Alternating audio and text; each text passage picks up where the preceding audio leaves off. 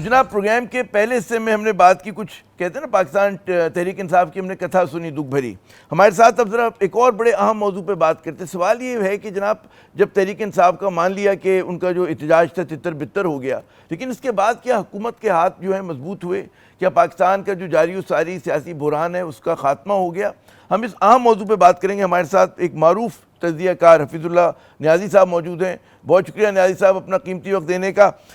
مان لیتے ہیں کہ جی مارچ بالکل ناکام ہو گیا، اس کے بعد کی آپ کیا صورتحال دیکھ رہے ہیں؟ آپ کیا سمجھتے ہیں کہ پاکستان میں سیاسی استحکام آ جائے گا اور حکومت اب چین سے حکومت کر سکے گی؟ جی بہت بہت شکریہ عامر صاحب.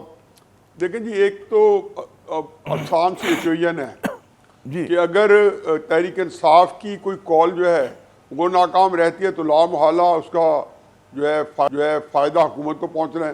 اور حکومت سے کوئی غلطی ہو جاتی ہے یا حکومت کسی مشن میں ناکام ہو جاتی ہے یا تحریک انصاف کو روکنے میں ناکام رہتی تو ظاہر ہے کہ اس کا فائدہ تحریک انصاف کو پہنچنا تھا.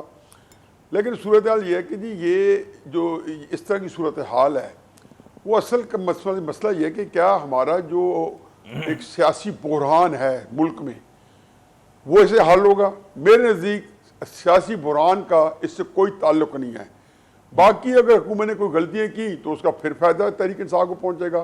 لیکن تحریک انصاف کے اندر جو اندرونی شکست و ریخ اور ایک جو افراد و تفرید اور قیادت کے اندر ایک باہمی جھگڑے وہ اتنی سنگین نوعیت کے ہیں کہ مجھے لگتا یہ ہے کہ تحریک انصاف کو تو صرف اپنے آپ کو سنبھالنے میں اب کچھ عرصہ یہ لگے گا یا وقت لگے گا.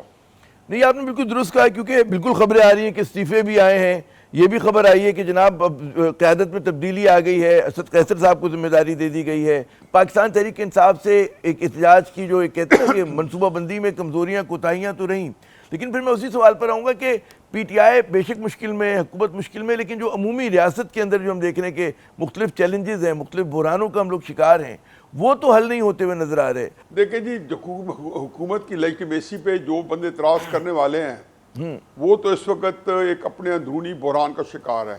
وہ سیاسی جماعت تو اس وقت خود جو ہے وہ لڑکھڑاہٹ کا شکار ہے. اس کو سب سے پہلے اپنے سب کو اکٹھا کرنا ہے. میرا خیال ہے کہ تحریک انصاف کو ہر لانگ مارچ نے، ہر بحران نے، ہر دھرنے نے بہت نقصان پہنچایا، لیکن یہ جو فائنل کال تھی اس کے کچھ ڈائنامکس ایسے تھے کہ اس نے ناقابل تلافی نقصان پہنچایا ہے. اور دوسری بات یہ ہے کہ جو لیجیٹمیسی الیکشن کی تو 2018 کی بھی نہیں تھی.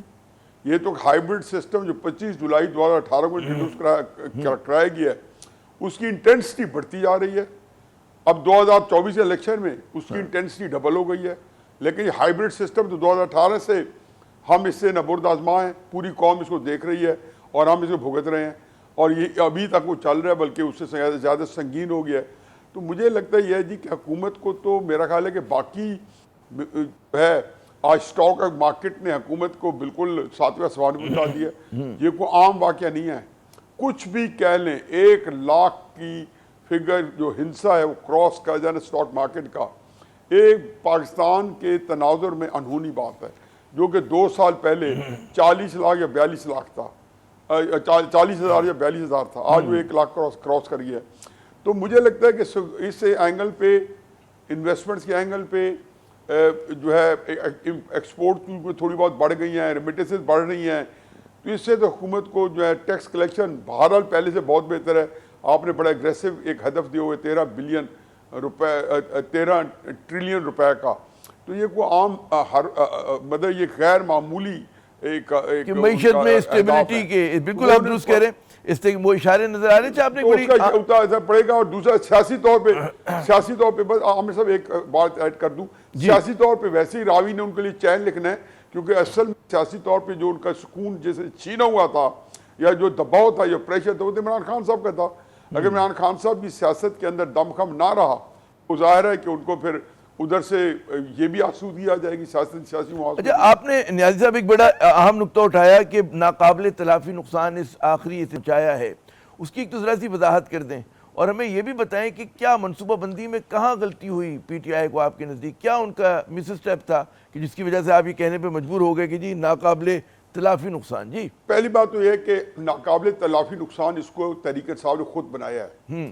عمران خان صاحب نے جس شد و مت کے ساتھ یہ آخری کال فائنل کال کا نعرہ لگا کے، تو جو آپٹکس مینجمنٹ جس کی تحریک انصاف جو ہے ہمیشہ سے ایک ان کی ایک اسپیشلٹی تھی، اس کس میں ان کو کمال حاصل تھا، یہ اپنے نیریٹو کو، اپنے بیانات کو، ان کی مینجمنٹ کرنا، اپنی جو ان کے جو جتنے عمل ہیں سیاسی ان کو بڑے ان کے آپٹکس تھے، تو وہ اسی کے تحت انہوں نے اس کو بھی بہت مبالغہ رہی برتی، اور ڈو اور ڈائی جب کہہ دیا تو آپ نے خود تجویز کر دیا کہ یا ماریں گے مر جائیں گے، پھر کفن باندھ کے جب نکلنے کا اپنا کہا تو آپ نے بہت بڑا ایک پوری قوم کے سامنے لائیو یا ٹی وی آپ کو بار بار دکھا رہا ہے، اس کا مطلب ہے آپ نے کوئی بہت بڑا ایک معاہدہ کیا قوم کے ساتھ سامنے تحریک انصاف کی لیڈرشپ نے کہ ہم اب آپ کو یا ہم رہیں گے یا حکومت رہے گی جو آج کا حکمران ہے۔ تو ظاہر ہے کہ اگر وہ حکومت موجود ہے تو تحریک انصاف کو کم از کم کچھ دیر کے لیے اپنے سمجھانا ری گروپ کرنا پڑے گا، ری آرگنائز کرنا پڑے گا۔ مجھے اگر اجازت ہے میں ایک چھوٹا سا وقفہ لے لوں، فوراً آئیں گے دوبارہ۔ ایک اور بہت اہم سوال کہ حکومت نے احتجاج کے کہتے ہیں نا کہ مذاکرات کی حکومت نے کہا ہے کہ ہم نے دروازے بند کر دیے، کیا حکومت کی صحیح حکمت عملی ہے؟ ہم بات کرتے ہیں نیازی صاحب سے وقفے کے بعد۔